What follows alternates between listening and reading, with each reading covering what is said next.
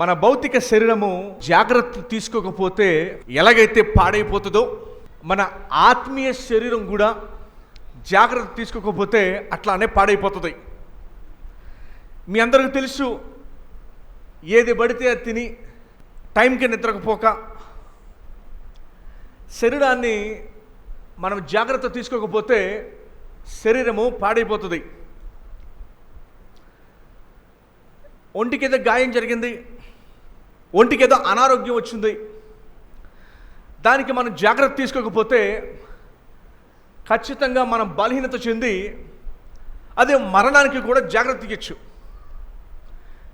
బాడీకి ఏదో మేక కూర్చుంది, దానికి మీరు టీటీ ఇంజెక్షన్ చేయించలేదు, ఖచ్చితంగా శరీరము కుళ్ళిపోయి మరణానికి దారి తీస్తుంది.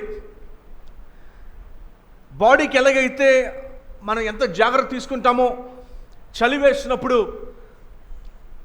మన చెవులకి కొంతమంది దూది పెట్టుకుంటారు, కొంతమంది మఫ్లర్స్ పెట్టుకుంటారు. జలుబు వస్తే అలా జాగ్రత్త తీసుకుంటారు, జ్వరం వస్తే అట్లానే పారాసెటమాల్ జాగ్రత్త తీసుకుంటారు. మన బాడీకి అది సరిగ్గా లేకపోతే ఖచ్చితంగా మీరు జాగ్రత్తలు తీసుకుంటారు. దయచేసి గమనించండి, మీ బాడీకి మీరు జాగ్రత్త తీసుకున్నా తీసుకోకపోయినా ఒకానొక టైం వచ్చేసరికి అది ముడతలు పడిపోయి ఆ బాడీకి ఒక ఫినిషింగ్ టైం వచ్చేస్తుంది. బాడీకి తీసుకున్నా తీసుకోకపోయినా కూడా.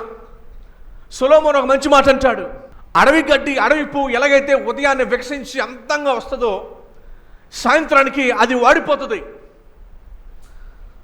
వాస్తవం ఏంటంటే, పెద్ద వయసు ఉన్నవారు, వృద్ధాప్యంలో ఉన్నవారు దీన్ని గ్రహిస్తారు బాగా, కానీ యవ్వనంలో ఉన్నవారు దీన్ని గ్రహించరు, ఇంకా వయసు ఉందని అనుకుంటారు. గమనించండి, మనం వాడిపోవడానికి వయసుతో ఏ సంబంధం ఉండదు, అది యవనస్తులైనా చిన్నబిడ్డలైనా సరే. అందుకని బైబిల్ చెబుతుంది, ఇదే దినము, ఇదే దినము, ఇది ప్రభు చేసిన దినము. Everyday is a gift of God.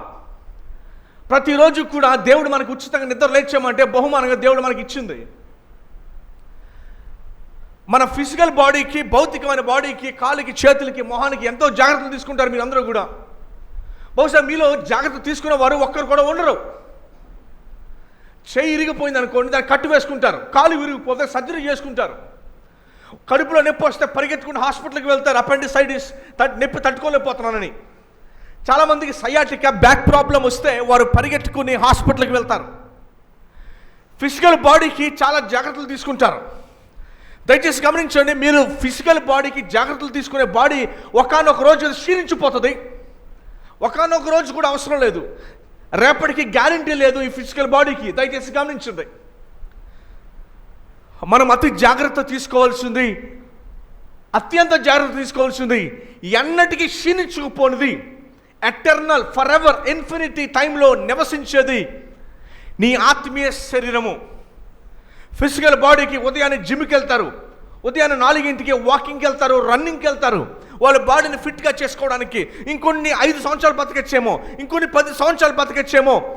ఈ ఫిజికల్ బాడీకి ఎంతో జాగ్రత్త తీసుకుంటూ ఉంటారు. గమనించండి, ఈ బాడీ ఒకనొక నాడు, మేబీ రేపే, మేబీ ఎల్లుండే న్యూస్ పేపర్లో చూస్తూ ఉంటాం, నశించిపోతుంది. కానీ మీరు అతి ఎక్కువగా జాగ్రత్త తీసుకోవాల్సింది మీ ఆత్మీయ శరీరానికి. విచారకరంగా ప్రభుని ఎరిగిన వారు కూడా అతి తక్కువ జాగ్రత్త తీసుకునేది మీ ఆత్మీయ శరీరానికి. అది జబ్బు వచ్చినా దాన్ని పట్టించుకోరు, అది పుండు వచ్చినా దాన్ని పట్టించుకోరు, దానికి దెబ్బ తగిలినా దాన్ని పట్టించుకోరు, దానికి సర్జరీ అవసరమైనా దాన్ని పట్టించుకోరు. కానీ మొహానికి ఏదైనా చిన్న మస్క, నల్ల మస్క వస్తేనే అద్దం ముందు వెళ్ళి తుడిచేసుకుంటారు. కానీ ఆత్మీయ శరీరానికి మాత్రము అది కుళ్ళిపోతున్నా, అది నశించిపోతున్నా, దానికి దెబ్బ తగిలినా మాత్రము జాగ్రత్త తీసుకోరు. ఈరోజు నా వాక్య భాగం దేని గురించి అంటే, నీ ఆత్మ శరీరము నువ్వు ఎందుకు జాగ్రత్త తీసుకోవట్లేదు అన్నది నా ప్రశ్న. అరే, శరీరానికి చిన్న దెబ్బ ఉంటే, అరే చిన్న గోరు లేస్తేనే తట్టుకోలేక ఇంట్లోంచి లేవలేక అమ్మో నా వేలని ఇలా పట్టుకుని ఉంటారు, ఒక చిన్న గోరు ఇలా పైకి లేస్తాయి. కానీ ఆత్మీయ శరీరము అది క్షీణించిపోతున్నా, నశించిపోతున్నా, అది కుళ్ళిపోతున్నా, అది బాధపడిపోతున్నా, అది ఇబ్బందులో ఉన్నా కూడా దాని గురించి, ఆత్మీయ శరీరం గురించి ఏమీ పట్టించుకోకుండా శరీరానికి మాత్రం గురించి ఎక్కువగా ఆలోచిస్తున్నారు. ప్రభు చాలాసార్లు చెప్పారు, ఇదిగో మీ భౌతిక శరీరము ఎవరైనా కొట్టగలరేమో, దాన్ని శిక్షించగలరేమో, మీ భౌతిక శరీరం గురించి మీరు ఆలోచించవద్దు. మీరు ఎక్కువగా ఆలోచించాల్సింది మీ ఆత్మీయ శరీరము. మీ భౌతిక శరీరానికి ఎక్స్పైరీ డేట్ ఉంది. మీరు కొన్న టూత్పేస్ట్ కానివ్వండి, మీరు కొనుక్కునే మెడిసిన్స్ కానివ్వండి, దానికి ఎక్స్పైరీ డేట్ ఉంది. అలానే మీ బాడీకి కూడా ఎక్స్పైరీ డేట్ ఉంది. కానీ ఎక్స్పైరీ డేట్ లేనిది ప్రపంచంలో ఒకే ఒక దానికి, అదేంటో తెలుసా? ఆఖరికి సూర్యుడికి, ఆఖరికి చంద్రుడికి, నక్షత్రాలకి కూడా ఎక్స్పైరీ డేట్ ఉంది. మీరు ప్రకటన గ్రంథం కనుక చదివితే చంద్రుడు, సూర్యుడు అంట ఆకాశంలో నుంచి రాలిపోయినట్టు జారి కింద పడిపోతారని ప్రకటన గ్రంథంలో మనం చదువుతాము. ప్రతిదానికి ఎక్స్పైరీ డేట్ ఉంది. మీరు కొన్న వస్తువులు ఏదైనా సరే ఎక్స్పైరీ డేట్ ఉంది. మీరు కొత్త చీర కొన్నా, కొత్త షర్ట్ కొన్నాళ్ళు అది వదిలేస్తే అది చీలిగిపోతుంది, చిరిగిపోతుంది. కానీ ఎక్స్పైరీ డేట్ లేనిది ఒకే ఒక దానికి, అది నీ ఆత్మకి. మనం ఎక్స్పైరీ డేట్ ఉన్న ప్రతి దాని గురించి మరి జాగ్రత్తలు మీరు తీసుకుంటున్నారు కానీ ఎక్స్పైరీ డేట్ లేనిది ఒకే ఒకటి ఉంది తెలుసా ప్రపంచంలో, అదే నీ ఆత్మ. బైబిల్ చెప్తుంది, దాని గురించి మీరు జాగ్రత్త తీసుకోండి, దాని గురించి మీరు ఎక్సర్సైజ్ చేయండి. దాన్ని విశ్వాసులు నిరంతరం కూడా మీ ఆత్మీయ జీవితాన్ని ఫిట్గా ఉంచుకోవాలి. అది ఫిట్గా లేదా, అది జబ్బు వస్తుంది, అది చనిపోయిందా, చాలా డేంజర్. సో బైబిల్ గ్రంథం చెప్తున్న మాట ఏంటంటే, మరి మీ ముందు బైబిల్ గ్రంథాన్ని కొన్ని విషయాలను తీసుకురావాలనుకుంటున్నా. 4 ఫిట్నెస్లు ఈరోజు మీకు నేర్పిస్తాను. 4 ఫిట్నెస్లు నోట్స్ ఉన్నవారు రాసుకోండి. 4 ఫిట్నెస్లు ఈరోజు మీకు నేను నేర్పిస్తాను. బైబిల్ గ్రంథంలో నుంచి మీకు చూపిస్తాను నేను. మొదటి ఫిట్నెస్ ఏంటో, కూర్చోండి. మొదటి ఫిట్నెస్ ఏంటండి? సిట్ డౌన్, కూర్చోండి. మొదటి ఫిట్నెస్. రెండో ఫిట్నెస్ ఏంటో తెలుసా? నిలబడండి. మూడో ఫిట్నెస్ ఏంటో తెలుసా? నడవండి. 4 ఫిట్నెస్ పరిగెత్తండి. ఈ 4 ఫిట్నెస్లు మీ ఆత్మీయ జీవితానికి ఉండాలి. మీ శరీర జీవితానికే కాదు, మీ ఆత్మీయ జీవితానికి ఉండాలి. మీ శరీర జీవితం గురించి మీరు ఇప్పటిదాకా చాలా జాగ్రత్తలు తీసుకున్నారు, దాని కోరికలు నెరవేర్చారు. ఆకలిస్తే తినాలనిపించింది తిన్నారు, నిద్ర వస్తే పడుకున్నారు, ఏదైనా చూడాలనిపిస్తే వెళ్ళి చూశారు. మీ శరీరానికి కావలసిందల్లా మీరు ఇచ్చారు. కానీ మీ ఆత్మీయ జీవితానికి ఇవ్వాల. నిజానికి మీ నిజమైన మీరు మీ ఆత్మే కానీ మీ శరీరం కాదు. అందుకని ఎవరైనా కాలం చేస్తే ఉంటారు, పోయాడు అని అంటారు. ఎక్కడికి పోయాడు? ఎవడో పోయాడు, వాడు ఎక్కడే ఉంది కదా, కానీ పోయాడు అని ఎందుకు అంటున్నారు? ఎందుకంటే నీ నిజమైన శరీరము, నీ నిజమైన నువ్వు నీ శరీరం కాదు, అది మట్టిలో కలిసిపోద్ది. కానీ ఆత్మ నిరంతరం ఉంటుంది. అది దేవుని దగ్గరైనా సరే, నిత్య నరకాగ్ని గుండంలో అయినా సరే, అది నిరంతరం ఉంటుంది. దాని గురించి మీరు జాగ్రత్త వహించండి. మీరు ఏ దేశం వెళ్ళినా, ఏ ప్రాంతానికి వెళ్ళినా మీ ఆత్మీయ జీవితాన్ని దాని గురించి మీరు జాగ్రత్త వహించాలి, కానీ శరీరం గురించి కాదు. అది క్షీణించిపోయేది. ప్రభు అన్నాడు, దాని గురించి కాదు మీరు బాధపడాల్సింది, మీ ఆత్మీయ జీవితం గురించి. అది సరిగానే ఉందా, అది బాగానే ఉందా అని మీరు జాగ్రత్త వహించాలి. దయచేసి మీ అందరూ మీ బైబిల్లో ఓపెన్ చేసి లూకా సువార్త 10:39. మరియా ఏం చేసిందో చూడండి ఒకసారి. ఈ కథ మీకు బాగా తెలుసు. మార్తా మరియా, యేసు ప్రభు వారు మార్తా మరియా ఇంటికి వచ్చారు, లాజరు ఇంటికి వచ్చారు. మరియా ఏం చేసిందో తెలుసా? ఎవరన్నా చూడండి, ఇది ఒక పాఠము. మీ ఇంట్లో మీటింగ్లు పెట్టించుకుంటే చాలామంది పనుల్లో ఉండిపోతారు, మీటింగ్లో కూర్చోరు. దయచేసి గమనించండి. యేసు ప్రభు వారి ఇంటికి వచ్చారు. ఎవరింటికి వచ్చారు? మార్తా మరియా ఇంటికి వచ్చారు. మార్తా మరియా ఇంటికి వస్తే మరియా ఏం చేసిందో చూడండి. 39వ వచనం, పేజ్ నెంబర్ 63, 39వ వచనం. ఆమెకు మొదటి పాఠం ఏంటండి? మన స్పిరిచువల్ ఫిట్నెస్లో మొదటి పాఠం కూర్చోండి. ఏంటండి అది? కూర్చోండి. ఇది మొదటి పాఠం. ఎక్కడ కూర్చోవాలి? ఆమెకు మరియా అను సహోదరి ఉండెను. మార్తా మరియా ఇద్దరే ఉన్నారు ఈ స్టోరీలో. ఈమె యేసు పాదముల యొద్ద కూర్చుండి ఆయన బోధ వినుచుండెను. ఓకే, అర్థమైందండి? ఈ స్టోరీ ఎవరెవరిదండి? ఇది బైబిల్లో ఇద్దరున్నారు. వీరిద్దరు కూడా బేతనీ అనే ప్రాంతంలో ఉన్నారు. బేతనీ అని ఇంగ్లీష్లో అంటారు, బేతనీ అనే ప్రాంతంలో ఉన్నారు. సో వారిద్దరు సిస్టర్స్ పేరేంటండి? మరియా, మార్తా. వాళ్ళ తమ్ముడి పేరేంటండి? లాజరస్. యేసు ప్రభు వారి ఇంటికి వస్తే మార్తా ఏమో ఏర్పాట్లో ఉంది, భోజన ఏర్పాట్లో ఉంది. మరి ఎక్కడ కూర్చుంది? యేసు ప్రభు పాదాల దగ్గర కూర్చొని. దయచేసి గమనించండి. యేసు ప్రభు పాదాల దగ్గర కూర్చొని ఏం చేస్తుందో తెలుసా? ఆమె ఏం చేస్తుందంటే ఆమె యేసు ప్రభు బోధ వింటుంది. అనగా ఆవిడేమో భౌతికమైన ఆహారాన్ని సిద్ధపరుస్తుంటే ఈవిడేమో ఆత్మీయ ఆహారాన్ని భుజిస్తుంది. ఏం చేస్తుంది? మార్తా ఏమో భౌతికమైన చికెన్ బిర్యానీ, మటన్ బిర్యానీ, లేకపోతే గారెలు, బూర్లు, ఈ యొక్క భౌతికమైన వండుతుంటే మనమందరం కూడా దేవుని వాక్యాన్ని ముందేసుకొని కూర్చొని ఇది భుజించడం నేర్చుకోవాలి. ఉదయం టిఫిన్ తెలుసు, టీ తాగడం తెలుసు మనకి, 1 గంట అయితే భోజనం చేయడం తెలుసు మనందరికీ. మళ్ళీ సాయంత్రం 5 అయితే స్నాక్స్ తెలుసు, 8 అయితే భోజనం తెలుసు. వీలైతే మరలా అప్పుడు స్వీట్ అట్టుకోండి ఏదో తెలుసు, ఇవన్నీ బాగా తెలుసు మనకి. పొట్ట కొంచెం ఆకలి అనగానే దాన్ని నింపేస్తాం మనం. కొంచెం ఆకలి అనగానే బయటికి లేదో తింటాం. కొంచెం ఏదైనా వెలితి కనపడితే రాత్రి నిద్రలోంచి లెగిసి అయినా ఒక అట్టుపండో స్వీటో చిప్సో ఇంట్లో ఏదోటి కిచెన్లోకి వెళ్ళి ఏదోటి మనం తింటాం. ఆమె ఆ పనిలో ఉందా, ఆ పొట్ట వెలితి చూస్తుంది. కానీ ఈమె దేని చేత పోషించబడుతుందంటే దేవుని వాక్యం చేత పోషించబడుతుంది. విశ్వాసులైన మీరు మీ ఆత్మీయ జీవితంలో మీరు ఏం చేయాలి అంటే వాక్యాన్ని ముందేసుకొని తింటూ నేర్చుకోవాలి. వాక్యాన్ని భుజించడం నేర్చుకోవాలి. కానీ ఆదివారం మినహా మనం ఏం చేస్తామో తెలుసా? కొన్ని ఆహారాలు ఆరోగ్యానికి చెడు, దాన్ని జంక్ ఫుడ్ అని అంటారు. ఫాస్ట్ ఫుడ్, జంక్ ఫుడ్ ఆహారానికి చెడు. విచారకరమేంటంటే మనలో చాలామందికి, దాదాపుగా అందరికీ ఇంట్లో ఉంటే ఇష్టం ఉండదు. ఇంట్లో చక్కగా నీట్గా శుభ్రం చేస్తే ఉండదు. మనలో చాలామంది వాక్యాన్ని ముందేసుకుని ఆరోగ్యకరమైన ఆహారాన్ని తినడానికి ఇష్టపడరు. కానీ టీవీనో, ఫోన్నో, స్నేహితులనో, లోకాన్నో దాన్ని కూర్చొని ఇష్టపడటానికి, వింటాకి, ఆ గంటలు గడపడానికి, అబ్బా ఎంత బాగుంటుందో సరదాగా రిలాక్స్ అవ్వడానికి ఎంత ఇష్టపడతావు. అది జంక్ ఫుడ్. మాల్ న్యూట్రిషన్ అయిపోతావు, నువ్వు సన్నబడిపి చచ్చిపోతావు నీ ఆత్మీయ జీవితం. మాల్ న్యూట్రిషన్ అంటే ఆహారం సరిగ్గా అందక క్షీణించి చచ్చిపోతారంట. మాల్ న్యూట్రిషన్ చిల్డ్రన్ అంటారు. ఆఫ్రికా దేశాల్లో కరువు వస్తే ఏమొస్తే ఈరోజు ఆత్మీయ కరువు వచ్చేసింది. బలమైన ఆహారాన్ని తినటం నేర్చుకోలేకపోయారు, వాక్యాన్ని తినటం నేర్చుకోలేకపోయారు. వాక్యాన్ని తింటట్లేదు. They are not eating. వాక్యం అనే పాల్ని మీరు తాగండి. అమ్మ దయచేసి గమనించండి, మీరు భౌతిక ఆహారమైన తినకపోయినా చచ్చిపోతారేమో కానీ నిరంతరం బతుకుతారు మీరు.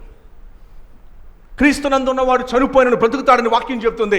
సో అంచేత మీరు భుజించాల్సింది ఏంటో తెలుసా? మీరు భుజించాల్సింది దీన్ని తినాలి. మీరు ఇంటి దగ్గర కూర్చొని టైంని వెచ్చించి ఇంట్లో వండేదానికి టైం పెట్టాలి. అది ఆరోగ్యానికి మంచిది కూడా. అందుకని ఖచ్చితంగా వాక్యం ఏం చెప్తుందంటే మీరు బలమైన ఆహారం తీసుకోవాలి. కూర్చొని ఏం చేయాలి? మీరు కూర్చొని బలమైన ఆహారం తీసుకోవాలి. దేవుని వాక్యాన్ని, విశ్వాసాన్ని మీరు అందరూ కూడా వాక్యాన్ని భుజించకపోతే క్షీణించి నశించిపోతాం మనం. బలమైన ఆహారాన్ని, వాక్యం అనే బలమైన ఆహారాన్ని తీసుకోవాలి. టైంని వెచ్చించాలి. కానీ మనలో చాలామంది టైంని వెచ్చించడానికి ఇష్టపడరు. వాళ్ళకి ఏం కావాలో తెలుసా? 3 గంటల టీవీ ముందు కూర్చోడానికి ఇష్టపడతారు, కానీ ఒక అరగంట పొద్దున్నే లేచి వాక్యం మీద వెచ్చించడానికి ఇష్టపడరు. అమ్మ అర్థమవుతుంది నేను చెప్పేది? మార్త ఏమో శరీరమైన ఆహారాన్ని చక్కగా బూర్లు, గారెలు, భోజనం రెడీ చేస్తుంది. కానీ మరియా ఏమనుకుందో తెలుసా? మరియా ఎన్నుకున్నది ఏంటో తెలుసా? మరియా యేసు ప్రభు దగ్గర కూర్చొని బలమైన ఆహారం తీసుకుంటుంది. ఈవిడ ఒట్టి ఆహారాన్ని ప్రిపేర్ చేస్తుంటే నిజమైన జీవాహారాన్ని తీసుకోవడానికి ఇష్టపడింది. మీరేమి ఇష్టపడుతున్నారు చెప్పండి? ఏమి ఇష్టపడుతున్నారు? లోకం కావాలా? లోక సరదాలు కావాలా? ఎంటర్టైన్మెంట్ కావాలా? ప్రభు మాట అన్నారు, అమ్మా జీవపు మాటలు నా దగ్గర ఉన్నాయి, ఇది తాగువాడు ఎన్నటికి దప్పికొండవు. నేను ఎప్పుడు మాట చెప్తాను, నేను దేవుడి పూర్తి సంతోషాన్ని, పూర్తి ఆనందాన్ని ఏ వస్తువులో, ఎక్కడ పదార్థాలు ఎక్కడ పెట్టలే. ఏది కొన్నా ఇంకా కావాల్సి వస్తుంది. ఎకనామిక్స్లో మాట ఉంటుంది, హ్యూమన్ వాంట్స్ ఆర్ అన్సాషియబుల్ అని చెప్పి ఎన్నున్న స్వరూపం అంట. దయచేసి కాబట్టి బైబిల్ చెప్పే మాట ఏంటంటే దేవుడు ఈ హృదయం అనే ఖాళీని కేవలం ఆయన కోసం పెట్టుకున్నాడు. సో ఆయన్ని మనం పెట్టాలి, అది తప్ప ఇంకేది కూడా మనం పెట్టకూడదు. సో ఈరోజు మొదటి మాట కూర్చోండి అన్న దాంట్లో మనం నేర్చుకున్న పాఠం ఏంటో తెలుసా? మనము ఆయన ముందు కూర్చొని బలమైన ఆహారాన్ని, we should eat a good food. మనము మంచి ఆహారాన్ని భుజించాలి. దేవుని వాక్యమే మనల్ని పోషిస్తుంది. మనుషుడు రొట్టె వలన జీవించడు కానీ యెహోవా నోట నుంచి వచ్చే ప్రతి వాక్కు వలన బ్రతుకుతాడు. ఏంటన్నమాట? ఇశ్రాయేలీలు ఐగుప్తు నుంచి బయటకు వచ్చేస్తుంటే దేవుడు ఇంత బంగారాన్ని ఇచ్చాడు. ఒక్కొక్కడికి 30, 40, 50 కేజీలు పట్టుకొచ్చారు. తెలుసా మీకు? ఐగుప్తు నుంచి బయటకు వచ్చేసేటప్పుడు ఐగుప్తులు బంగారం అంతటిని కూడా మోసుకొచ్చేస్తే 40 సంవత్సరాలు ఆ బంగారం కనీసం గ్రాము కూడా వాడలేక ఉన్నారు. ఎందుకంటే అలా ఎడారిలో ఉన్నారు. ఎక్కడున్నారు? వాళ్ళు ఎడారిలో ఉండేంత బంగారం అయితే ఏం చేసుకోవాలి? బంగారంతో ఏం చేయాలో తెలియక దూడం చేశారు. వాళ్ళు ఏం చేశారు? అమ్ముకోలేక. ఉపయోగపడింది బంగారం?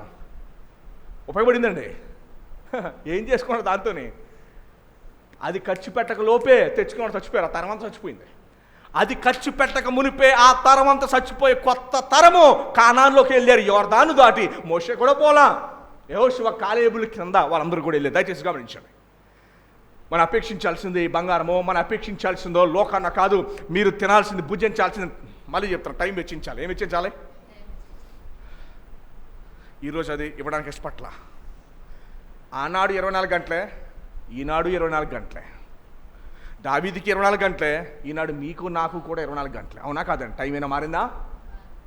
Nothing has changed. ఆదాము నుంచి ఈరోజు దాకా సేమ్ టైం. కానీ మన ఇష్టాలే మారిపోయినాయి. అమ్మ వింటున్నారా?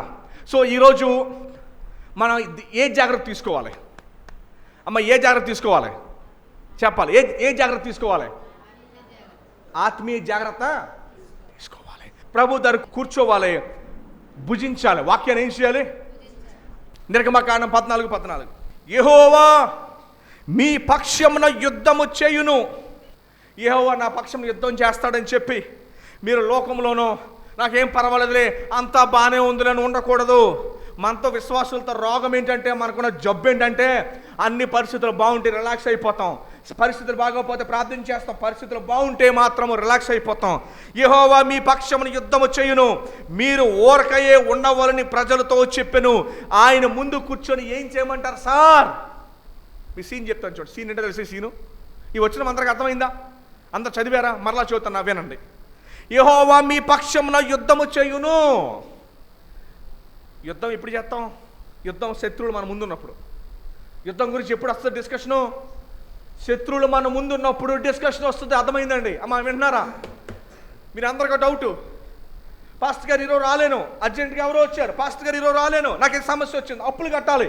అమ్మ అప్పులు కట్టాలి, అప్పుడు తీర్చాలి. నా పరిస్థితి బాగాలేనప్పుడు నేను దేవుని సన్నిధిలో ఎలా కూర్చోగలను? ఇదే ప్రశ్న. నాకు బయటికి వెళ్తే సమస్య, నాకు ఇబ్బందులు ఉన్నాయి, నేను అప్పులు కట్టాలి, చాలా కష్టాలు ఉన్నాయి, చాలా శ్రమలు ఉన్నాయి, నా పరిస్థితి ఏం బాగాలేదు, నేను రిస్క్లో ఉన్నాను, నేను కష్టాల్లో ఉన్నాను, నన్ను బయటికి తీసుకొచ్చేది ఎవరు? నా పరిస్థితి బాగాలేదు. పాస్టర్ గారు మీకు అర్థం కాదు, నా పరిస్థితి నాకు దేవుడికే తెలుసు. వెనకాల ఫరో శరీరం తరుగుతుంది, వెనక తీసుకెళ్తాక చంపేస్తాకే. వెనకాల ఫరో శరీరం తరుగుతుంది, ఎదురేమో ఎర్ర సముద్రం ఉంది. దేవుడు అంటున్నాడు, మోషేతో చెప్పాడు, ఈ ప్రజలకు చెప్పి ఈ మాట, ప్రజలకు ఈ మాట చెప్పి ఏంటో తెలుసా మాట? మీరు ఊరకయే ఉండండి. ఏం చేయాలి మీరు? Stay still. ఇంగ్లీష్లో గొప్ప ఆట ఉంది, trust and obey because Jesus takes care of everything. Trust and obey అనే పాట ఉంది. ఊరకయే ఉండు. ఏం చెప్పాడండి? ఎర్ర సముద్రం ముందు ఉంది. చరిత్రలో మొదటిసారి ఒక సముద్రము డివైడ్ అయ్యి ఆరిన నేల మీద, బంకమట్టు కూడా కాదు, ఆరిన నేల మీద దేవుడు వారిని ప్రవేశించి, దయచేసి గమనించండి, ఆనాడు వారు సేవించే దేవుణ్ణి ఈరోజు మనం కూడా సేవిస్తూ ఉన్నాము. అందుకని మీరు ఆరాధన చేసేటప్పుడు మందిరంలో, బయట, ఇంటి దగ్గర కూడా మీరు ఆరాధన చేసేటప్పుడు కీర్తనకారుడు నేర్పిస్తున్నాడు, అబ్రహాము దేవా, మోషే దేవా, నా దేవా అని మనం ఆరాధించగలగాలి దేవుణ్ణి. మరలా మీ జ్ఞాపకం చేస్తున్నా చూడండి. మొదటి పాయింట్ కూర్చోండి. మొదటి పాయింట్ ఏంటండి? మన ఆత్మీయ ఎక్సర్సైజ్. ఏ ఎక్సర్సైజ్ ఇది?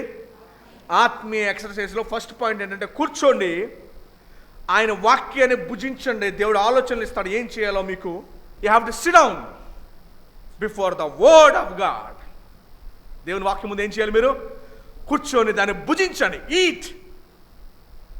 ఆహారం ముందేసి కూర్చుంటే బలం రాదు, ఆహారాన్ని తింటే బలం వస్తుంది. అవునా కాదండి?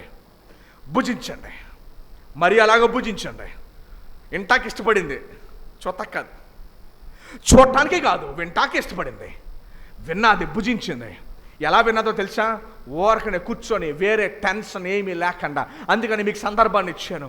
వెనకాల ఫరో శరీరం తరిమేస్తున్నాడు, ఎదరేమో ఎర్ర సముద్రం ఉంది, వెనకాలేమో గొయ్య, ముందేమో నుయ్యలాగా పరిస్థితి ఉంది. అమ్మ మీకు కూడా అలాంటి పరిస్థితులు వచ్చుంటాయి.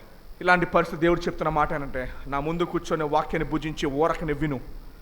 దేవుడి మాట చెప్తున్నప్పుడు ఇంకోటి తెలుసా? దేవుడి మాట ఎప్పుడు చెప్పాడో తెలుసా? వెనకాల నుయ్య, వెనకాల గొయ్య, ముందు నుయ్యి ఉన్నప్పుడే ఈ మాట చెప్పాడు. కాబట్టి ఇంకో సందర్భం ఇస్తాను, రెండో సందర్భం చూడండి, కీర్తన 46:10. ఇంకో సందర్భం ఇస్తాను, so that you will have proof. మీకు ప్రూఫ్ ఉంటుందని ఇంకో సందర్భాన్ని ఇస్తాను.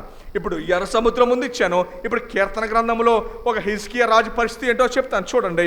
46:10 కీర్తన గ్రంథము 46:10.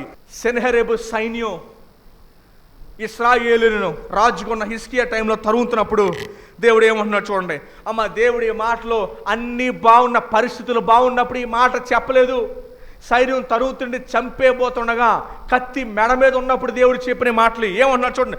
ఓరకుండుడి, నేనే దేవుడని తెలుసుకునుడి. అంటే మిమ్మల్ని సంరక్షించేది, పోషించేది, నడిపించేది, ముందుకు తీసుకెళ్లేది నేనే అని తెలుసుకునుడి. అన్య జనులలో నేను మహోన్నతుడు నగుదును, భూమి మీద నేను మహోన్నతుడు అగుదును. సైన్యములకు అధిపతి యెహోవా మనకు తోడై ఉన్నాడు, యాకోబు యొక్క దేవుడు మనకు ఆశ్రమై ఉన్నాడు. ఈ సందర్భం ఏంటంటే హిజ్కియా రాజు ఇశ్రాయేలీయులు చుట్టుముట్టేసి చంపబడుతున్నప్పుడు సన్హెరీబు సైన్యం చుట్టుముట్టినప్పుడు ఈ మాట ఏంటంటే, ఈ మాట ఓరకుండుడి, నేను దేవుడని తెలుసుకునుడి. సైన్యములకు అధిపతి యెహోవా మనకు తోడై ఉన్నాడు, యాకోబు యొక్క దేవుడు మనకి ఆశ్రమై ఉన్నాడు. ఈనాటికి 10-20 అరబ్ దేశాలు చుట్టూ ఉండగా ఇశ్రాయేలు దేశం ఇంకా సురక్షితంగా ఉంది అంటే కేవలం దేవుడు కాపాడుతున్నాడు. ఫ్యాక్ట్లీ మన కళ్ళ ముందున్న ఫ్యాక్ట్స్ ఎంత ఉంటుంది. వైజాగ్ నుంచి రాజమండ్రి ఎంతో అంత ఉంటుంది. చిన్నమందా భయపడదు. దేవుడు మీకు కూడా అది చెప్తున్నాడు. Not to fear what may follow on you, what may come. ఏం వస్తుందని భయపడద్దు. డు నాట్ ఫియర్ అని బైబిల్ చెప్తున్నాడు. నేను సదాకాలం మీకు తోడే ఉన్నాను. సో మన ఫస్ట్ డ్యూటీ ఏం చెప్పానండి? మన ఫస్ట్ 4 ఎక్సర్సైజ్ చెప్తారు. ఫస్ట్ ఎక్సర్సైజ్ ఏంటి? ఎక్కడ కూర్చోవాలి? ఎవరి ముందు కూర్చోవాలి? దేవుని ముందు. వాక్యం, దేవుని ముందే. వాక్యం ముందు కూర్చొని ఏం చేయాలి? భుజించాలి, తినాలి, వెళ్ళాలి. దేవారాత్రం దాన్ని ధ్యానించువాడు ధనుడు, అతడు నీటి కాలువల యారును నాటబడిన వాడై ఆకు వాడక తన కాలం ముందు ఫలమిచ్చు చెట్టు వల్ల నుండును, అతడు చేయనంత సఫలమగును. ఎప్పుడవుతుంది? దయచేసి గమనించండి. వాక్యం ముందు కూర్చొని ఏం భుజించాలి అనుకుంటున్నారా? అరే నేను చేస్తున్నాను, ఎందుకు ఫెయిల్ అవుతున్నాయి, ఎందుకు ముందుకు వెళ్ళలేకపోతున్నాను? Because you are week.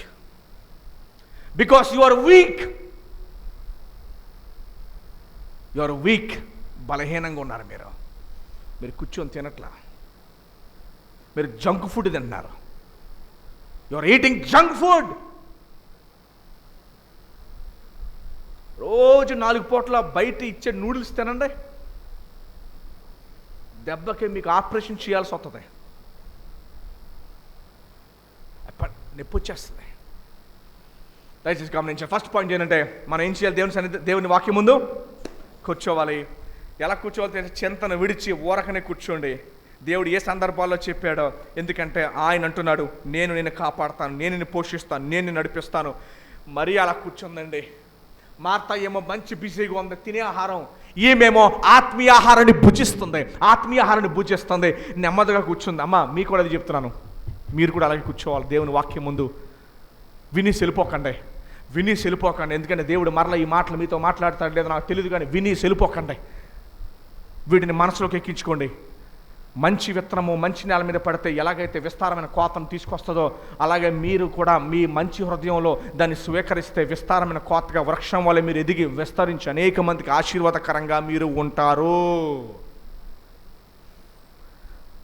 ఆమె ఎలా కూర్చుందో తెలుసా? సంతృప్తి నుండి కూర్చుంది. ఆవిడికి సంతృప్తి లేదు. బూర్లు, గార్లు, చికెన్ బిర్యానీ, మటన్ బిర్యానీ, రొయ్యల బిర్యానీ తయారు చేస్తున్న మార్తాకేమో సంతృప్తి లేదు. ఏమీ లేకుండా ప్రభు మాటలు భుజిస్తున్న వ్యక్తికి మాత్రం సంతృప్తి ఉంది. మొదటి సాధనం ఏంటండి? కూర్చోవాలి. ఏం చేయాలి? రెండోది చూడండి, మత్తయి సువార్త 10:32. రెండోది ఏం చెప్పారు మీకు? నిలబడటం. ఏమండి? 10:32 మత్తయి సువార్తలో నుంచి నిలబడాలి. రెండోది ఏంటండి? You have to stand. నిలబడాలి. మనుషుల ఎదుట నన్ను ఒప్పుకున్న వాడెవడో పరలోకముందున్న తండ్రి ఎదుట నేనును వాడిని ఒప్పుకుందును. ఎక్కడ ఒప్పుకోవాలంట? మనం బాప్తిసం ఇచ్చేటప్పుడు విశ్వాస ప్రమాణం చేస్తాం. నీ పాపాలు క్షమించబడి నమ్ముతున్నావా? ప్రభు కోసం నిలబడతావా? ఇక మీద నీ ప్రభు బిడ్డగా ఉంటావా? అయిపోయింది బాప్తిసం. అమ్మ సేవకి వెళ్దాం. సేవకండి అయ్యగారు, సేవకండి. అమ్మా మీటింగు, అయ్యగారు నొప్పి వచ్చేస్తుంది అన్నాడు. అక్కడ చేసే ప్రమాణం రోజు ప్రమాణంగా ఉండాలి. నువ్వు బాప్తిసం రోజున చేసిన ప్రమాణమును ప్రభు కొరకు నిలబడాలి. నువ్వు చాలామంది పిరికితనం, బైబిల్ చెప్తుంది పరలోక రాజ్యానికి పిరికి వారు వెళ్ళారంట. మీరు లోకానికి ఆమె క్రిస్టియన్ అని మీరు నిలబడకపోతే యూ కెనాట్ స్టాండ్. రెస్టారెంట్లో కూర్చొని భోజనం చేస్తుంటే ఆయన నిలబడి గట్టిగా ప్రార్థన చేశారు. భోజనంకి మాత్రమే కాదు, రెస్టారెంట్ కోసం కూడా. ఆ రెస్టారెంట్ ఓనర్ వచ్చి, మీరు పాస్టర్ గారిని అడిగితే చేస్తాను, ఇండియా నుంచి వచ్చిన పాస్టర్ గారిని చెప్తే, ఇప్పటిదాకా మా రెస్టారెంట్ గురించి ఇలా నుంచొని ఎప్పుడు ఎవరు ప్రార్థన చేయలేదండి. మేబీ చేసి ఉంటారేమో, నాకైతే తెలీదు. చాలా థ్యాంక్ యూ, మా దేశానికి వచ్చి నా రెస్టారెంట్ కోసం మీరు ప్రార్థన చేశారు. ఈరోజు ఈ మీలు నేను కడతాను, ఆ డబ్బులు కొవ్వూరులో సాక్ష్యం చెప్తే విన్నాను నేను. ఈ మీల్కి నేను పే చేస్తాను. నేను ప్రభు కొరకు నిలబడితే ఇలాంటి కార్యాలు మనం చూస్తాం. నేను ఎప్పుడు చెప్తానమ్మా, మరలా చెప్తాను, గమనించండి. మీరు ప్రభు సహాయం కోరితే, మీకు ప్రభు మీకు తోడుండాలి అంటే ఇంక దేని మీద ఆధారపడకండి. మనకి దిష్టి నిమ్మకాయ వద్దు, మనకి దిష్టి ఫోటో వద్దు, ముహూర్తాలు వద్దు, ఎవరో చెప్పుని వద్దు, ఎవరో మాట కాదు. ఈ సజీవమైన వాక్యాన్ని మాత్రమే పాటించండి. ఇంక ఏది వద్దెక్క. తెలికి చెర్ల వారు చేసే పని ఏంటంటే చేతబడి కట్టి తాళ్ళు కడతారు. వారు తరతరాలుగా చేతబడులు చేశారు. నేను ఇక్కడికి వచ్చి సాక్ష్యం చెప్పించాను. నేను ఆయన చెప్పాడు, మేము చేసేది మోసం, మేము చేసేది బూటకం. మాకు జబ్బు వస్తే మేము హాస్పిటల్కి వెళ్తాం, కానీ మీకు జబ్బు వస్తే మాత్రం నల్ల కోడి, నల్ల తాడు, డబ్బులు, బియ్యం తీసుకురమ్మని మేము చెబుతాం. మాకు జబ్బు వస్తే మేము రాజమండ్రి, విజయవాడ, హైదరాబాద్ వెళ్తాం, కానీ మీకు జబ్బు వస్తే మాత్రం మేము కోళ్ళు తెమ్మంటాం, ఎందుకంటే మేము తినాలి కాబట్టి. తాళ్ళు కడతాం మేము బతకాలి కాబట్టి, కానీ మాకు జబ్బు వస్తే మాత్రం వీటిని మేము నమ్మం. మేము నమ్మేది హాస్పిటల్ని, డాక్టర్లనే నమ్ముతాం. కానీ మీకు జబ్బు వస్తే మాత్రం మేము తాళ్ళు కట్టమంటాం, నిమ్మకాయలు కట్టమంటాం, దయ్యం వాలేదని చెప్తాం, గాలి వాలేదని చెప్తాం, అది వచ్చిందని మేము చెబుతాం. ఇంకో ఇక్కడి నుంచే చెప్పెడతాం. మీకు సాక్షిగా నేను నిలబెట్టాను. నేను ఎన్నడూ కూడా నీ దేవుడిని యెహోవా నీ పక్షమునుంటే అవసరమైతే నీ కోసము, ఇశ్రాయేలు కోసము సూర్యుడినే ఆపాడు, సముద్రాన్ని విభజించాడు, అరణ్యంలో పూరేడు పెట్టలు కురిపించాడు, మన్నాను కురిపించాడు. అవసరమైతే నీ కోసం దేవుడు ఏదైనా చేస్తాడు. నా దేవుడు సమర్థుడు అని ఒక ఆయన అన్నాడు. ఈ మాట ముగ్గురు అన్నారు. ఈ మాట, రాజా నువ్వు విగ్రహాన్ని పెట్టావు, మేము మాత్రం ఈ విగ్రహానికి నమస్కారం చెయ్యం, మేము మాత్రం నీ విగ్రహాన్ని నమస్కారం చెయ్యం. ఒకవేళ మమ్మల్ని తీసుకెళ్ళి నువ్వు ఆ మంటలో అగ్నిలో వేసినా సరే మేము వెళ్ళిపోతాం, కానీ మేము మాత్రం అందులోకి వెళ్ళాం. ఈరోజు విశ్వాసులలో మీరందరూ ఒక మాట చెప్పాలి. మీరందరూ కూడా మాట చెప్పాలి. మీరందరూ కూడా మాట చెప్పాలి. మేము నిలబడతాం, నీ విగ్రహానికి మాత్రమే నమస్కారము మేము చెయ్యం. మేము సమస్యకు వగ్గం. ఎవరో ఏదో చెప్పారని మేము నమ్మం, నీ వాక్యాన్ని మేము నమ్ముతాం. ప్రపంచంలో బైబిల్ దేవుడు ఒక్కడే చనిపోయి తిరిగి లేచి మరణాన్ని సహితం జయించిన వాడు. మిగతా వాళ్ళందరూ సోది చెప్పి చచ్చిపోయి సమాధిలో ఉన్నవారే. సమాధిలో ఉన్నవారే. ప్రపంచంలో ఒకే ఒక వ్యక్తి సమాధి లోపలికి వెళ్ళి చూడొచ్చు, మిగతా వారి సమాధులు అందరూ బయట నుంచే ఫోటో తీయాలి, కానీ ఈ సమాధి మాత్రం లోపలికి వెళ్ళి తీయచ్చు. ఎందుకంటే మరణాన్ని సహితం జయించి మరలా నిన్ను తీసుకుపోవడానికి మరలా వస్తున్నాడు. అట్టి దేవుడి కోసం నువ్వు నిలబడాలి. వేరే వారి మాట వినకూడదు. నువ్వు నిలబడాలి, సాక్షిగా నిలబడాలి, సాక్ష్యం చెప్పడానికి నిలబడాలి. రాజమండ్రి, కొవ్వూరు ఈ పరిసరాల ప్రాంతాల్లో కొంతమంది ఇలా బోర్డులు పట్టుకుని నుంచుంటున్నారు. మీరు చూసారా? మీలో వెళ్తారు ఎవరైనా? అమెరికా నుండి ఆర్మీ రిటైర్మెంట్ తీసేసి గుంటూరు వచ్చి అనాథ అమ్మాయి, ఆమె పేరు అనూష అనే అమ్మాయిని పెళ్లి చేసుకుని 6 పిల్లలు కని తెలుగు నేర్చుకుని ఆల్టో కారు పైకెక్కి ఉదయం 6:30కి కోటిపల్లి బస్ స్టాండ్లోను, కొవ్వూరు చిన్నకారు బస్ స్టాండ్లో వర్కర్లు ఉంటారు, తెలుసు కదా, ఉదయం వర్కర్లు, కన్స్ట్రక్షన్ వర్కర్లు ఉంటారు, కూలీలు. వాళ్ళ దగ్గర నుంచొని 1000 మంది నుంచుంటారు సిటీల్లో. చిన్న మైక్ పట్టుకొని వరుస పెట్టి 1.5 గంట వాకింగ్ చెప్పాడు తెలుగులో. అమెరికా అతను తెల్లోడు, తెలుగు నేర్చుకుని. నా స్నేహితుడు కొవ్వూరు కూడా వచ్చాడు అతను. విజయవిహార హోటల్ సెంటర్లోను, వాటర్ ట్యాంక్ సెంటర్లోను 2-3 తీసుకెళ్ళి నేను, ఇతను చెప్తాడు మనం నుంచుంటే చాలంటే మనోళ్ళు అయ్యి బాబా వద్దండి వెళ్ళిపోయారు తెలుసా. హైదరాబాద్లో చెబుతుంటే సుష్మా స్వరాజ్ నుంచి వచ్చింది న్యూస్, 2 నిమిషాల్లో అతను ఫ్లైట్ ఎక్కి అమెరికా వెళ్ళిపోవాలి. భార్య బిడ్డలకు చెప్పకుండా పోలీసులు ఇంటికి వెళ్ళిపోయి పాస్పోర్ట్ తీసుకొని ఇండియా పంపించేశారు, ఇంకెప్పుడు రానివ్వకుండా.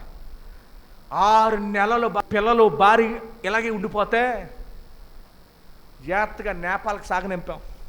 ఆయన నేపాల్కి వచ్చి అక్కడ కూడా మన దేశ సంస్కృతి ఉంది అక్కడ, అక్కడికి వెళ్ళి సేవ చేస్తున్నాడు. ఇప్పుడు కొవ్వూరు గోపాద క్షేత్రం దగ్గర ఒకసారి నేను కొంతమంది కూర్చొని మాట్లాడుకుంటుంటే ఆయన చెప్పాడు, ఏంటయ్యా మీరు చేసేది సేవ, అమెరికా నుంచి ఇక్కడికి వచ్చి నన్ను దెబ్బలు కొట్టారు, నా కారు చూడు చొట్లడిపోయినాయి, నన్ను ఎన్నోసార్లు కొట్టారు, ఇదిగో కన్నాలు ఇదిగో,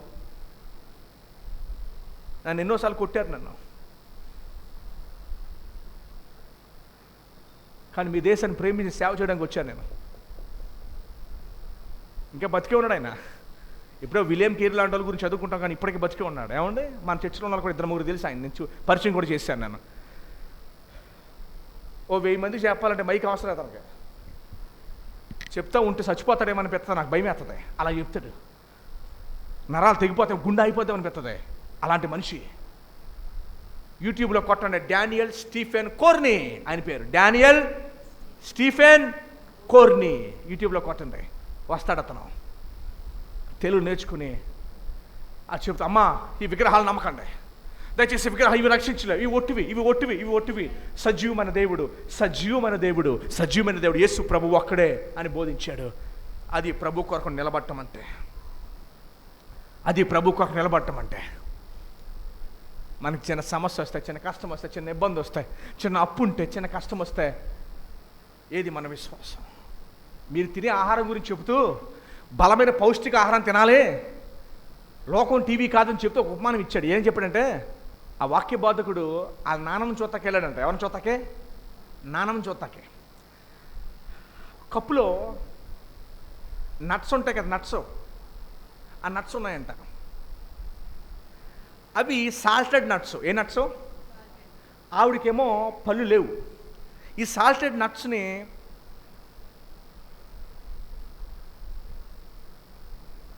ఇంటికి వచ్చాడు ఎవరో, ఆ బోధకుడు ఇంటికి వచ్చి ఉదయాన్నే ఇంటికి వచ్చాడంట.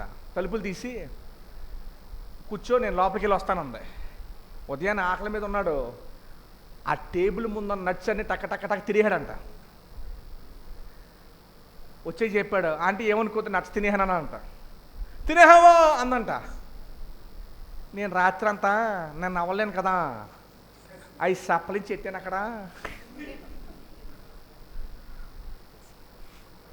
నువ్వు తినేసావా అన్నాడంట.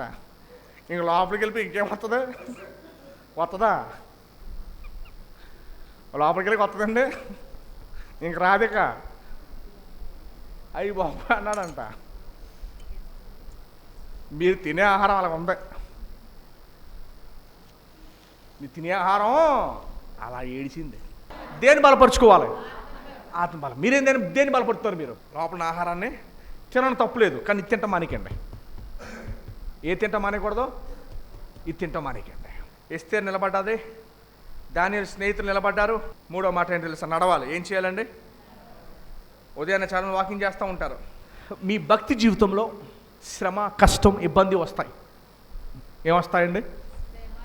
శ్రమ. యథార్థమైన నడకేంటో తెలుసా? 1వ పేతురులో ప్రభు గురించి చెప్తాను. యథార్థమైన నడక నడిచాడంట. ఏంటి తెలుసు యథార్థమైన నడకేంటో? మీరు యథార్థమైన నడక నడవాలి. ఏంటంటే శ్రమ, కష్టం, ఇబ్బంది, బాధ వచ్చినా ప్రభుని విడిచిపెట్టకుండా, ప్రభుని, భక్తిని, విశ్వాసాన్ని విడిచిపెట్టకుండా మీరు నడవాలి. అర్థమైందండి? విశ్వాసాన్ని విడిచిపెట్టకుండా మీరు ఏం చేయాలి? నడవాలి. 4వ పాయింట్ ఏం చెప్పాను? పరిగెత్త. హెబ్రీ 11 అధ్యాయం మీ అందరికి బాగా ఫేమస్ బైబిల్ చదివేలోకి. మన ముందు గొప్ప గొప్ప విశ్వాసులు మిషనరీలు వెళ్ళిపోయారు. వాళ్ళని చూసి మనం ఇప్పుడు ఏం చేయాలి? వాళ్ళ నడకలో యోబులాగా పరిగెట్టాలి, మోషేలా పరిగెట్టాలి, అని భక్తులాగా మనము పరిగెట్టాలి. పరిగెత్తడం మాత్రం ఆపకూడదు, పరిగెట్టడం ఆపకూడదు. ఒలింపిక్స్లో నల్లజాతి అతను పరిగెడుతుండగా అది 5,000 మీటర్లు పరిగెడుతుండగా ఈ కాఫ్ మజిల్ అంటారు, ఈ కండరం ఉంటుంది చూసారా, ఈ కండరం పడితే ఆ కండరం పట్టేసింది. పట్టేస్తే పడిపోయి నడలేప కుండుతున్నాడు, ఇలాగా దేక్కుంటూ వెళ్తున్నాడు. అతని వెనకాల పరిగెట్టాడు, అందరూ వెళ్ళిపోయారు, ఫినిషింగ్ లైన్ దాటేశారు. ఇంకొక 100 మీటర్లు ఉంటే ఫినిషింగ్ లైన్ వెళ్ళిపోతుంది. కండరం పట్టేస్తే నా వల్ల కాదని పడిపోయాడు. ఇది నిజంగా జరిగిందో యూట్యూబ్లో కావాలి చూసుకోండి. ఆడియన్స్లో ఒక అతను, క్రౌడ్లోంచి ఒక అతను పరిగెట్టుకుంటూ వచ్చేసాడు. ఒక ముసలాయన ఇలా భుజానికి ఎక్కించుకున్నాడు. ఇతను నడవలేను అన్నాడు. నో ఫినిష్ చేయాలని చెప్పి అతను భుజానికి ఎత్తుకొని కుంటుకుంటూ తీసుకెళ్ళాడు. ప్రపంచం అంతా చూస్తూ ఉండిపోయింది. టీవీలు అందరూ వాళ్ళని చూస్తున్నాయి. అదేంటిది, ఆగిపోవచ్చు కదా. First rank, first, second, third, fourth, fifth అందరూ దాటేశారు. ఒక 20 మంది దాటేశారు. అందరూ అలాగే చూస్తున్నారు. కుంటుకుంటూ దాటించాడు. దాటించింది ఎవరో కదా, నాన్నగారే కొడుకుని దాటించాడు. అయిపోయింది. స్టేడియంలో ఉన్న 2 లక్షలు 3 లక్షలు నాకు తెలియదు, పెద్ద స్టేడియం, 3 లక్షల మంది నిలబడి చప్పట్లు కొట్టారు. స్టేడియం అంతా లేచి నిల్చుంది. 4వ పాయింట్, ప్రభు వైపు నీ పరుగుని ఆపద్దు. కీప్ ఆన్ రన్నింగ్, పరిగెడుతూనే ఉండండి. భౌతికంగా చాలా ఎక్సర్సైజులు చేస్తాం, ఆత్మీయంగా 4 ఎక్సర్సైజులు చేయాలి. మొదటిది ఏం చేయాలి? దేవుని వాక్యం ముందు మీరు కూర్చొని ఏం చేయాలి? ఓరకనే మీరు కూర్చొని వినాలి. రెండోది ఏం చెప్పాను? ఏం చేయాలి? రెండోది, ప్రభు కొరకు మీరు ఏం చేయాలి? ప్రతి చోట కూడా ఆయన కొరకు నిలబడాలి. మూడోది ఏం చెప్పాను? నడవాలి, యథార్థంగా నడవాలి. శ్రమ వచ్చిన, బాధ వచ్చిన, ఇబ్బంది వచ్చిన, కరువు వచ్చిన, ఏ వచ్చిన ఆయన కొరకు మీరు ఎప్పుడూ కూడా, ఆదివారం ఎన్నడూ కూడా పని ఉందని, ఎవరో రాలేదని, ఎవరో వచ్చారని, ఏదో ఉందని, నో. ఎవరో నడిపించాలి, ఎవరో ఫోన్ చేస్తే, ఎవరో పిలిస్తే, నో. నేను పిలిస్తే ఆశీర్వాదం నాకు, మీరు వస్తే ఆశీర్వాదం మీకు. భౌతిక శరీరాన్ని చాలా పోషిస్తారు మీరు. ఈరోజు వర్తమానం దేని గురించి అంటే, మీ ఆత్మను ఆర్పకుండా మీ ఆత్మను మీరు ఏం చేయాలి? పోషించాలి. బలంగా పోషించండి. ఈ 4 మీరు చేయాలి. ఆత్మీయ జీవితాన్ని మీరు ఏం చేయాలమ్మా? ఫిట్నెస్గా పెట్టుకోవాలి, పోషించాలి. కూర్చోండి, నిలబడండి, నడవండి, పరిగెత్తండి. 4 మర్చిపోతారా? కూర్చోండి, నిలబడండి, నడవండి, పరిగెత్తండి. ఓకేనండి? దేవుడి మాటలను దీవించును గాక.